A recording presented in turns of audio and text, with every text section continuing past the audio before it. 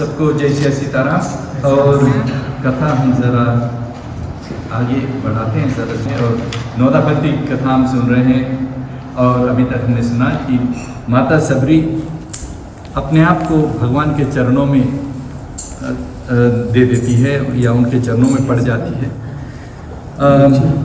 पंडित जी और भाई जी ने ये भी कहा कि ये गुरु पूर्णिमा का समय भी है, तो बहुत ही अच्छा से कथा आज की फीलिंग हो रही है यहाँ पर कि माता सबरी भगवान को अपना गुरु मानती है, अपने आप को भगवान को समर्पित कर देती है, उनके चरणों में पड़ जाती है। अगर कोई गुरु से कुछ ज्ञान लेना हो, हम बच्चे पाठशाला भी जाते हैं, टीचर मास्टर से भी ज्ञान लेते हैं, पर ज्ञान लेने के लिए उन्हें अपने आप को उनमें दे देना चाहिए या उनमें लीन हो जाते हैं या उनमें कंसंट्रेट करते हैं, तभी उनको ज्ञान मिलता है। और यहाँ पर माता सबरी भी भगवान श्री को अपना गुरु मानती है, क्योंकि उनको वो इतने दिनों से उनकी राह देख रही थी, तो अब उनके चरणों में पड़ जाती है और भगवान से ज्ञान लेती है और उनका सेवा करती है। भगवान को ज्ञान लेने से पहले उनको भगवान कुछ देती है, रिझाती है, उनको बहुत मीठे मीठे फल देती है जो चुन कर लाई थी। और कहते हैं कि पानी जोरी आगे भई ठाड़ी, प्रभु ही बिलो की प्रीति उर भाड़ी। तब हाथ जोड़कर आगे खड़ी हुई, प्रभु को देखकर हृदय में बहुत प्रीति बढ़ी उनकी, और आपकी स्तुति किस प्रकार करूं, मैं तो नीच जाति और महामूर्ख मति वाली हूँ। और अपने आप को कहती है भगवान से हाथ जोड़कर कि मैं आपका सेवा किस प्रकार से करूं, और फिर ये भी कहती है कि मैं बहुत ही नीच जाति के और मति वाली हूँ। और कहते हैं कि अधम थे अधम अधम अति नारी, 3 माह मैं मति मंद गंवारी। मैं अधम से अधम और उसके ऊपर मैं एक गंवार जिसके पास ज्ञान नहीं है। फिजी में गांव में ये कहते हैं कि ये गंवार है ना, कि इसमें ज्ञान नहीं है। तो यहाँ पर तुलसीदास जी भी लिखते हैं कि इसी प्रकार से माता सबरी ने भगवान राम जी से कहा कि मैं गंवार। तो भगवान जी क्या कहते हैं कि रघुनाथ जी बोलते हैं कि हे कांते, या बात सुन, मैं केवल एक भक्ति का नाता मानता हूँ।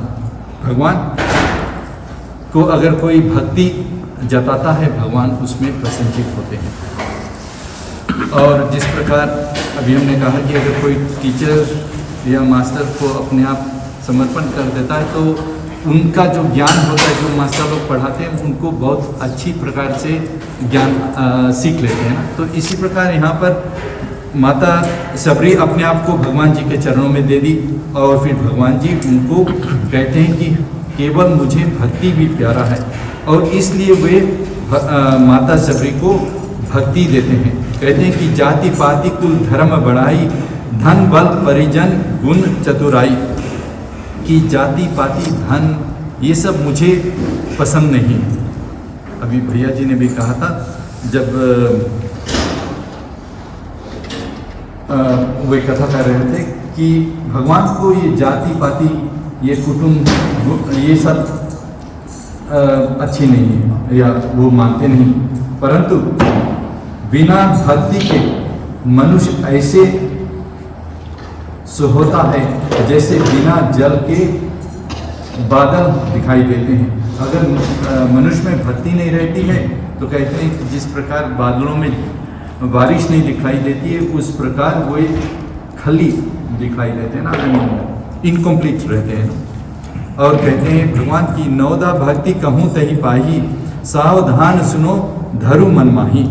कि मैं अब नौदा भक्ति कहता हूँ और सावधान होकर सुनो और मन में धर, यानी कि उसे मन में उतारो, उसे समझो। और कहते हैं कि प्रथम भक्ति संतन कर संगा। पंडित जी ने जब शुरू किया था, तो उन्होंने भी यही कहा था कि प्रथम संतों के संग रहना, संतों के संग रहने से केवल सब कुछ नहीं हो जाती। और इसलिए कहते हैं क्योंकि जब संत रहते हैं तो वो कुछ ना कुछ ज्ञान बांटते रहते हैं, तो उससे वो ज्ञान हम लेते हैं। और कहती हैं दूसरी रत मम कथा प्रसंगा, और संतों के संगति करना प्रथम भक्ति है, और मेरी कथा में प्रीति रखना ये दूसरी भक्ति है।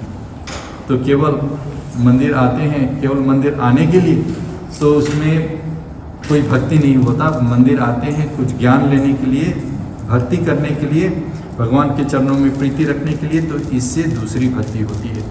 और कहते हैं तुलसीदास जी इस दोहे में, गुरु पद पंकज सेवा तीसरी भक्ति अमान, चौथी भक्ति मम गुण गण करे कपट तजिगान, सियावर रामचंद्र की जय। कि गुरु के चरण कमल की सेवा, अभिमान त्याग कर करना, ये तीसरी भक्ति है। हम इस कलिकाल कलयुग में गुरु किसको मानते हैं? माता पिता हमारे प्रथम गुरु होते हैं, जो हमें छोटे से सीख देते हैं, मास्टर टीचर होते हैं। फिर हम जाते हैं जब स्कूल में, अध्यापक अध्यापिकाएँ और फिर प्रोफेसर्स होते हैं बाद में, और पंडित जन रहते हैं जो हमें धर्म कर्म सिखलाते रहते हैं। तो कहते हैं कि इनसे ज्ञान लेने के लिए अभिमान को त्याग कर देना चाहिए। अगर एक स्टूडेंट स्कूल जाता है अभिमानी रहता है तो वो कुछ नहीं सीखता, केवल उल्टे ही काम करता है।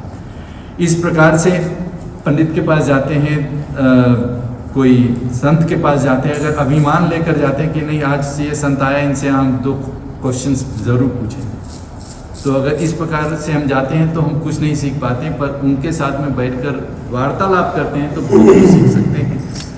ये तीसरी भक्ति भगवान श्री रामचंद्र जी ने माता सबरी को बतलाया, और कहते हैं कि कपट त्याग मेरे गुण अनुवाद गाना, ये चौथी भक्ति है। कपट को त्याग करके उनका भजन करना, ये चौथी भक्ति है। तो 9 में से 4 भक्ति अभी तक हमने सुना। चलते हैं भाई जी, आगे के 5 भक्ति हमको सुनाएंगे, और यहीं को फिर हम कथा को विराम देते हैं। ठीक है।